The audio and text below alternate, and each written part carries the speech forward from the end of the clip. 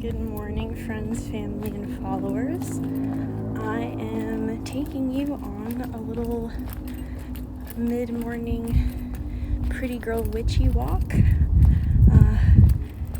I'm coming to terms with the fact that I'm just an oversized and incredibly confident houseplant that needs not only water but sunshine. So that's what we're doing right now. And then 2 seconds later, I've got my sunglasses on. It's incredibly bright out here. Like, wow. Where did the clouds go? We don't know what clouds are. I wanted to take a little moment to myself that I'm going to record. This is actually something that I've never done before, so we're just doing this in real time.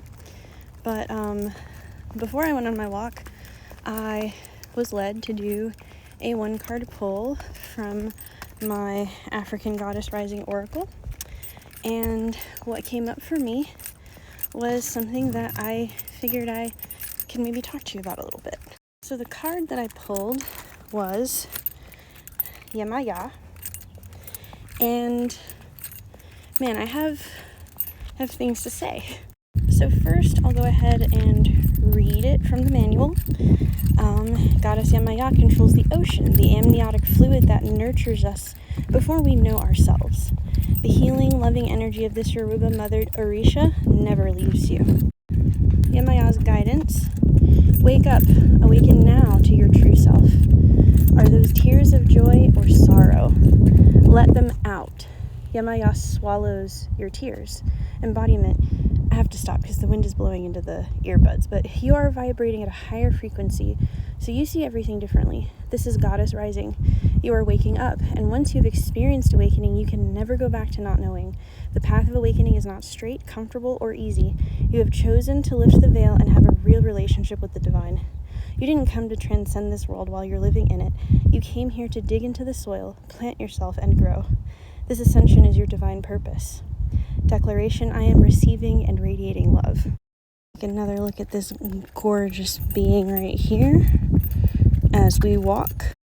To say that it is not lost on me that right now things are feeling kind of off and strange, and not necessarily in a bad way. I feel that there is a shift. There is an awakening that's occurring in all of us right now. It feels like you're no longer willfully ignorant to yourself. You are incredibly aware. And now you have to make a lot of decisions based on your awareness, based on what you know to be your truth. And it brought up things for me that I feel like maybe I should share with you. I'm assuming I should because I'm here recording my witchy walk. But to start off, you are not alone. Let's just start there. You are not alone. I don't ever want you to feel alone. I'm just a two-spirit walking around my apartment complex, just enjoying what I have. And that is enough. And that will always be enough. And I think the reason why I'm sharing this with you is because of the card that I pulled. So yesterday I actually had a call with both my therapist and my peer support specialist. And if I haven't already stressed this enough, I've got mondo mental health issues, or at least I did. Yesterday I had the meetings with the two, and my peer support specialist checked in with me, and yesterday was my 270th day in the peer support program that I signed up for. And April last year, wasn't going on walks, wasn't enjoying anything. I ate for the dopamine rush, not for the sustenance, not even for the enjoyment, just to feel something. I drank big bottles of wine several times a week sometimes, and then smatterings of going out with friends and getting drunk there. also a thing. And in addition to that, I was conducting a lot of self-harm activities that resulted in a lot of like near final moments for me. And so this time last year, not where I am, not where I was. And well, the question was why? Why am I not where I was before? That's always the big question. What changed? And so I will say that what inevitably changed for me was rock meets bottom. I was the rock, sinking to the bottom of the ocean. And when I hit it, I felt the sand underneath me, and I was like, yeah, that's it to this world. That's it to this life. What I've done so far with myself is all that I have going for me. I have completed my mission as a human on this earth, and there's nothing I can do about it. And worth was part of it. So that slipped out because it was honest. I didn't think that I was worthy of living past the point that I had gotten to around this time last year.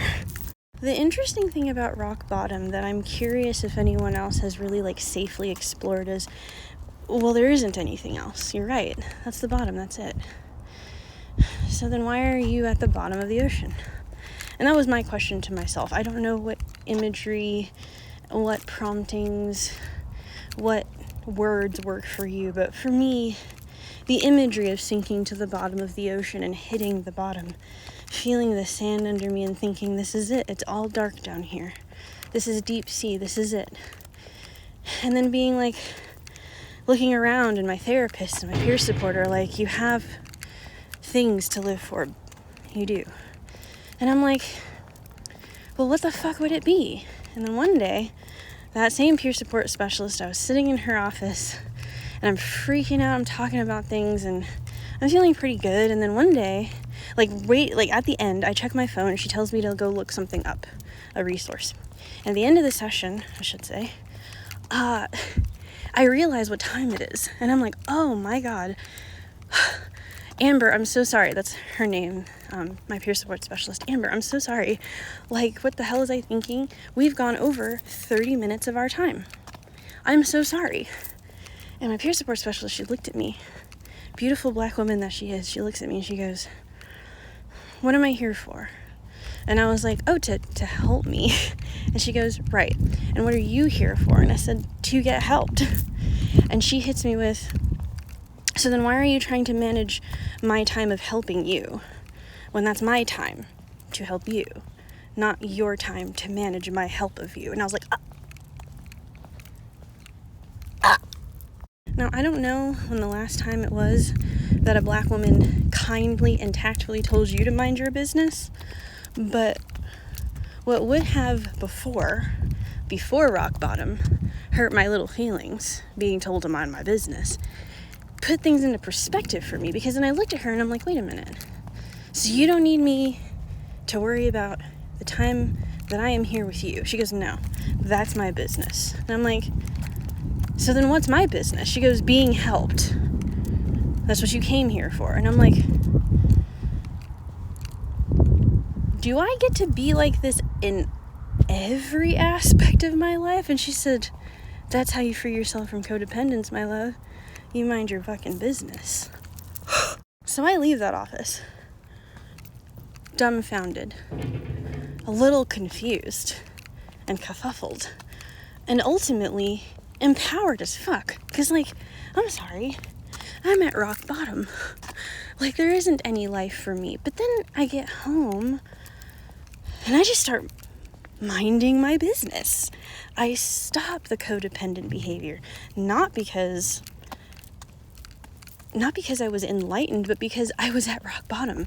I couldn't even breathe in and out without it feeling like deep pressure on my body, like I was tired of living.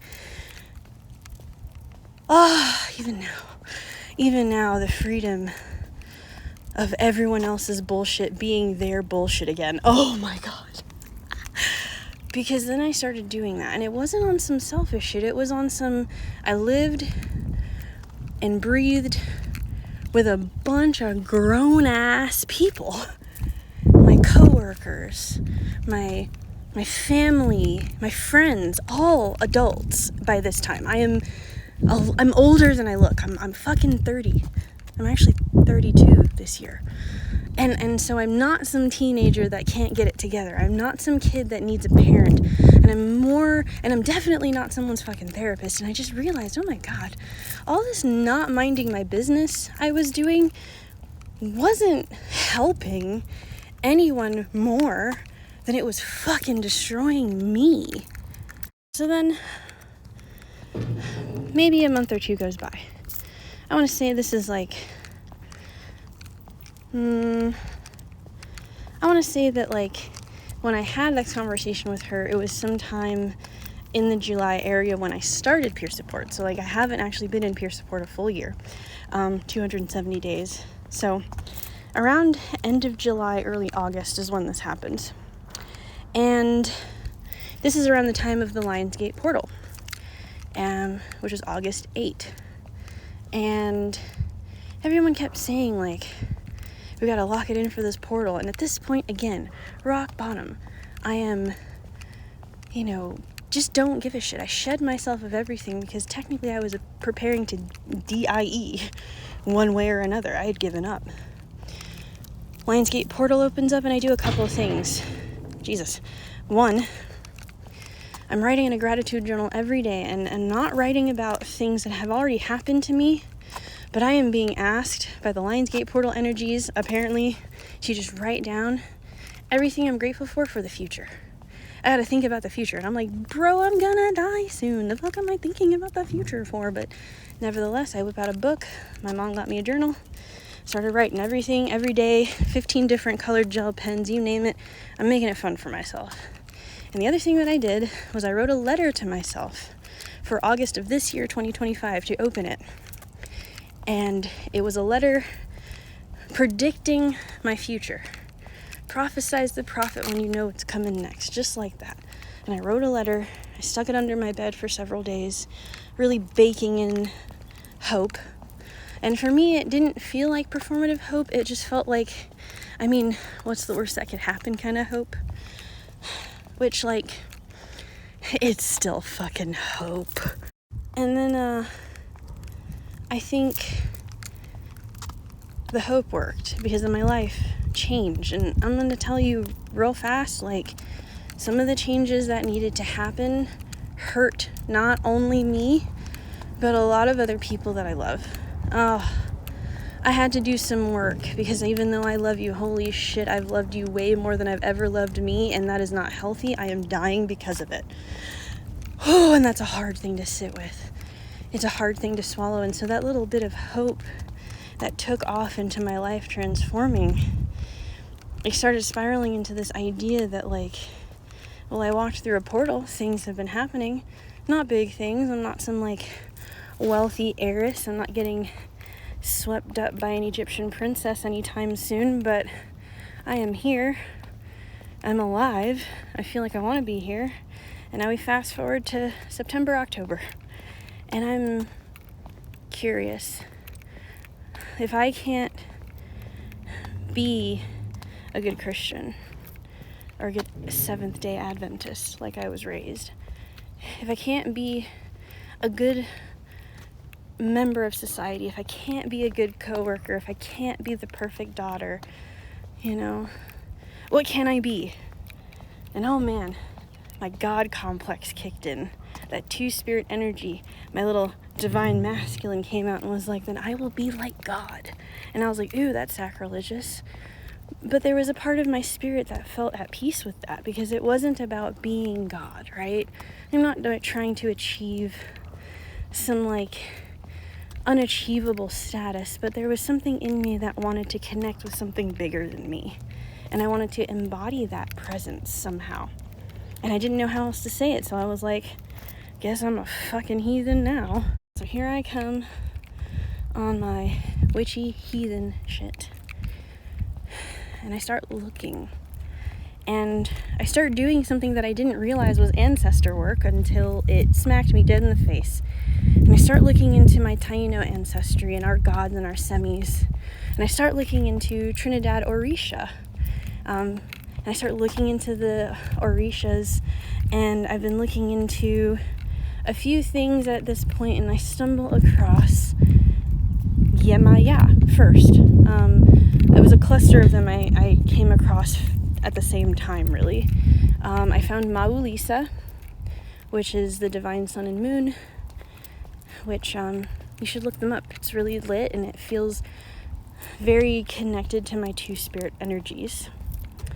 Then I ran into Diosa Luna, which is apparently not a real Taino goddess. She is like an amalgamation of the Venezuelan version of the Venus goddess. I don't know. Someone told me, I don't know. But I looked into Diosa Luna, and I was like, I honor the fact that I was able to find at least that. I now know that Atabe is actually who we were supposed to be talking about. Diosa Luna is just like a thing. But then I ran into Yemaya, is who Puerto Ricans and Brazilians call her. But Yemaya was the other one that I found. And let me tell you, this mother goddess, oh, she took me in, and she made me feel like my heart was answered and not my words. And everything shitty I said about myself, I started working with her, and she started getting me deeper and deeper. And then I started realizing, oh my gosh, I'm still falling. I'm still sinking, but it doesn't feel like I'm free falling to the bottom of the end. And it felt like I was being tucked deeper and deeper into this idea, this amniotic fluid of the universe. It felt like that. Sup, little Wody? I got a little bird friend over here. I don't know if you could see him because I can't see shit myself. Bird friend. So, and so I wasn't rock bottom. I was just in deep. So deep. And that's what the mental health community calls shadow work. And so Yemaya, every time she comes up, I remember that time where I was introduced to a version of shadow work that was so accepting, so loving, so deep, so cradled, so accepting, so kind, caring, and compassionate that I had no choice but to plant myself and grow, because I wasn't being attacked, I wasn't being harmed, I was being rooted. This wasn't rock bottom. I was digging into the soil, and I was growing these roots, and I didn't even realize it until like later on down the line, when I just start leaning into my witch shit. I start leaning into all of these beautiful deities and beautiful experiences and beautiful like insights and power that I have, not just from them but from within, from the growth process that I've been on. And so whenever she comes up, whenever I get a reading with her involved, I have to smile, because it does feel genuinely like I have this beautiful spirit mommy that reminds me that I'm never alone, and that I'm not at the end of things, that I'm only just beginning. And I felt completely rebirthed in that process. Now I feel different. I'm walking around outside. If anyone who knew me from last year saw me walking around my neighborhood outside for as long as I have been, Jesus, how long have I been out here? Almost 30 fucking minutes I've been out here. And I love it. I'm happy. This breath of fresh air that I feel. This desire to breathe in and out deeply. And it all started from sinking and sinking until I had nothing left but to listen and learn. And then I became. And that's existential, and it's a little bit ambiguous. It sounds insane, but it is what it is, and that is my truth. Puppy confirmation. That's my truth. So, I say all of that to say, The goddess declaration here says, I am receiving and radiating love. And it talks about waking up. Awaken now to your true self. Are those tears of joy or sorrow? Let them out. Yemaya swallows your tears. And I remember all of the times at the beginning of this journey I've been on where I fucking cried. Oh, I cried all of my sorrow, all of that pain, all of that rage and grief, all of that hopelessness. I gave it to her. I remember, just take it from me. And I remember feeling like the divine heard me. Not just Yemaya, but all of the divine entities in the world heard me. And they were like, give it to me. I don't want you to have that. It's not for you. Gosh, it was so good. And in return, I got a lot of love and kindness and care back. You know, a lot of it back. It was like everything that I poured in over that time, all of that suffering, all the burnout I experienced, and when I gave all of that pain up, I got back my life. My life. I got back my life. I felt like I resurrected. You came here to dig into the soil, plant yourself, and grow. This ascension is your divine purpose. You have chosen to lift the veil and have a real relationship with the divine.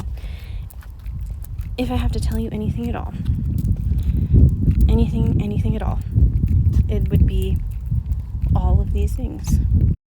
April is Sexual Assault Awareness Month. And,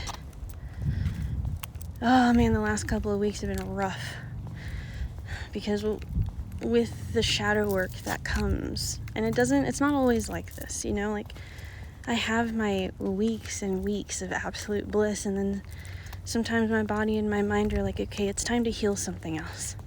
We gotta look at this wound now, and we gotta treat it. And it can be hard. I've been having active flashbacks of all of my assaults at random. Grocery store, blow. Movie theater, blow. Morning meditation, whap. And it's been fucking hard to pull myself out of those moments that were so incredibly unfair and unsafe for such a small person. Because, man, when I tell you, my first memory is assault. My first? Yeah. No one should have to say that, let alone hear it. And yet that's the reality. That's my reality, and it's many others' reality. And so I don't care what you believe in, because what you believe in is so valid to me that you don't need to justify it. I believe you. What worked for me doesn't have to work for you. But if you hear the words rock bottom, and those words make you feel like it's the end, I want you to know that I believe that you are not alone just because you are sinking. I want you to know that I believe that not a single thing that happened to you hasn't gone unchecked by the universe. And I want you to know that the bill comes due, and you will have the vengeance that you need because the divine's working on it. Whatever divinity that you believe in or don't believe in, if you're sitting here thinking all of that's bullshit, I promise you right now, even if you believe in nothing but the fact that the age in the internet reveals all of its secrets one way or another, the bill comes due, my love. And you are not alone. And you are not forgotten. And it heard you. And this is not the bottom meaning the end. My belief, because it worked for me, B confirmation, is that you are now planted.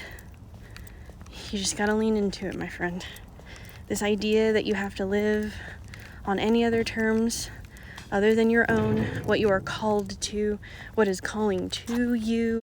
So, from a Caribbean who honestly can only dog paddle in water on the real, and who has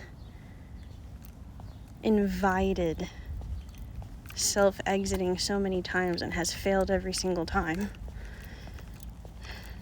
You're still here. You got shit to do. And it isn't about anyone else. The shit you have to do, the shit that you are ordained by the universe to do, whatever deity is calling out to you, whatever spirit guide is calling out to you, home slice, mind your business. What are you here for? That doesn't have anything to do with anyone else, Holmes. Not a single thing to do with anyone else but you.